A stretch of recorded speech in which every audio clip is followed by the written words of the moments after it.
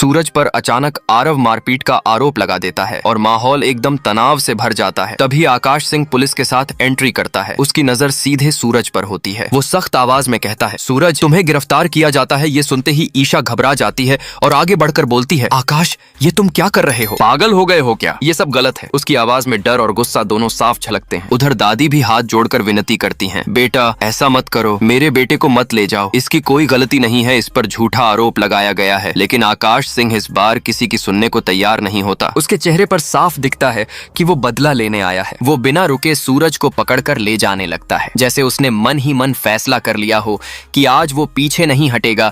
ईशा की आंखों के सामने सब कुछ हो रहा होता है, लेकिन वो कुछ कर नहीं पाती। अब कहानी एक खतरनाक मोड़ पर पहुंच चुकी है। क्या सूरज इस झूठे आरोप से बाहर निकल पाएगा या आकाश सिंह अपनी चाल में कामयाब हो जाएगा? आकाश के दिमाग में कुछ तो बहुत बड़िद्दा चल रहा है और वो छुप छुप कर अपनी गंदी चालें चल रहा है। जब सूरज ने पुलिस को कोई आर्डर नहीं दिया तो आखिर किसने आर्डर दिया? आरव को बुरी तरह से मारने का ये सवाल इस वक्त सबके मन में गूंज रहा है। और आज अपनी सेक्रेटरी से तुमने पर्सनल काम करवाया, तो इसके बदले मैं कुछ मांगू? तुम दोगे क्या? ये सब अजीब और गरीब चीजें तब हो रही हैं जब आकाश मासूमियत का नाटक करते हुए अपनी छोटी सी बेटी किशु के साथ खेल रहा है। और मेघा, जो कि सब कुछ समझ रही है, उसे पूरा यकीन है कि आकाश ने ही छुपकर आरव का वो बुरा हाल किया है और बहुत ही चालाकी से सारा इल्जाम आईएएस सूरज पर डाल दिया, ताकि सूरज सबकी नजरों में एक बुरा इंसान और गलत साबित हो जाए। आकाश मीठी मीठी और चिकनी चुपड़ी बातें करके मेघा को बेवकूफ बनाने की पूरी कोशिश कर रहा है। पर कहानी इस खतरनाक और सस्पेंस वाले मोड़ तक कैसे पहुंची, ये पूरी तरह से जानने के लिए हमें थोड़ा पीछे जाना होगा,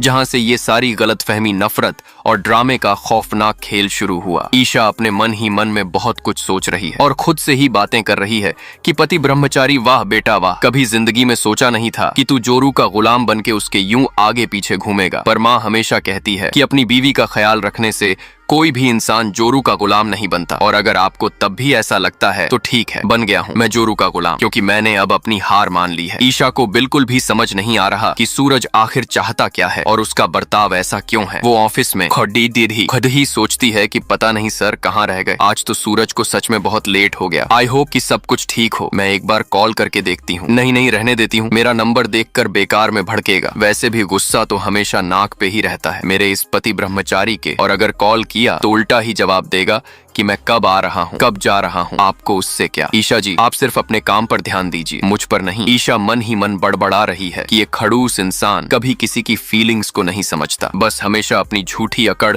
और एटीट्यूड में रहता है। दोस्तों, अगर आप अपने सच्चे भगवान से प्यार करते हो तो चैनल को सब्सक्राइब कर देना। ईशा को लगता है कि जब से सूरज आईएएस बना है उसमें कुछ ज्यादा ही घमंड और एटीट्यूड आ गया है। एक छोटा सा थैंक यू कहने में भी जैसे उसकी जान निकलती है। जब सूरज फाइनली ऑफिस आता है तो ईशा को बातों बातों में पता चलता है कि वो अपने पापा को पैर के इलाज के लिए हॉस्पिटल ले गया था और इसी वजह से उसे आने में लेट हो गया। ऑफिस में मिश्रा जी सूरज को एक बहुत ही सक्सेसफुल प्रोजेक्ट के लिए ढेर सारी बधाई देते हैं, क्योंकि खुद मंत्री जी ने सूरज की बहुत तारीफ की है। सूरज इस पूरी सफलता का क्रेडिट मिश्रा जी और अपनी पूरी टीम को देता है, पर वो ईशा की मेहनत को नजरअंदाज कर देता है और उसे थैंक्स तक नहीं बोलता। ईशा इस बात से बहुत बुरी तरह चिढ़ जाती है और मन ही मन कसम खाती है कि इस सड़ू ब्रह्मचारी से एक थैंक्स नहीं बोला जा रहा। रुको, आज तुम्हें ऐसी चाय पिलाऊंगी कि दोबारा जिंदगी में कभी चाय नहीं मांगोगे। दोस्तों, अगर आप अपने माता पिता से प्यार करते हो तो चैनल को सब्सक्राइब जरूर करना और हाँ, वीडियो को लाइक करना मत भूलना। इसके बाद ईशा गुस्से में जाकर सूरज की चाय में भर भर के बहुत सारा नमक डाल देती है। सूरज जब केबिन में बैठकर वो नमक वाली चाय पीता है तो उसे बहुत तेज गुस्सा आता है और वो कहता है कि हद है, नमक वाली चाय कौन देता है। पर वो ईशा से एक लंबा सा मेल टाइप करवाता है म्युनिसिपल कॉर्पोरेशन के कमिश्नर को, जिसमें वाटर प्रोजेक्ट को आगे बढ़ाने और उसे लागू करने की पूरी प्रक्रिया की बात होती है। और आखिर में जब ईशा बहुत चालाकी से योर सिंसियरली सूरज कुमार सिंह लिखती है तो सूरज को ना चाहते हुए भी मजबूरन थैंक यू बोलना पड़ता है। ईशा बहुत खुश हो जाती है कि चलो किसी बहाने इस खड़ूस इंसान ने थैंक यू तो बोला।